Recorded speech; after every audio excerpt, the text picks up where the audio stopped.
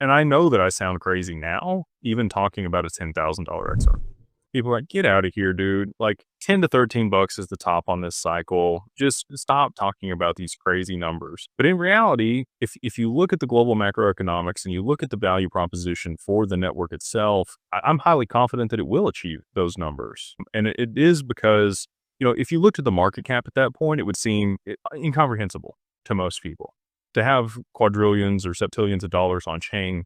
How? Right? But the difference here is stocks are all available to be traded. All those units are available to be traded at all times. So that demand, whatever it is on the stock and whatever it's priced at, is a correlation to the total outstanding shares versus what it's trading at. These cryptocurrencies can be held away, right? And so that you've already seen some of this with Bitcoin.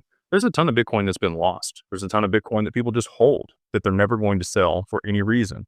Institutions, ETFs, other people are buying this up, and that's driven the price up, supply and demand, just normal economics, right? So total outstanding amount of a crypto versus what's available are two very different numbers. And if you look at XRP in particular, there's 100 billion that were minted.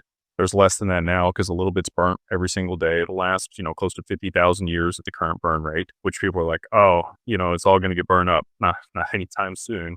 That's why they made 100 billion of them. But the total available supply across exchanges, if you were even just to look at the wallets, is somewhere around 9 billion, so 1/10 of the supply. And then that's not actually what's available to be purchased. The exchanges have an accounting overlay across all the wallets that they hold that allows, certain portions of that to be tradable and what's held by retail. So in my estimation, based on, years of study, I think there's around 2 billion XRP currently on the market available for trade between the exchanges and retail. So 2% of the total supply. So now if you're talking about $5 trillion a day for Swift volume to move through the asset, what's available to actually move that? Not a whole lot. Now that's where you're getting these crazy moves to the upside. And that has to, there has to be liquidity driven into the asset, but those trading volumes will be what sustains it at those high levels.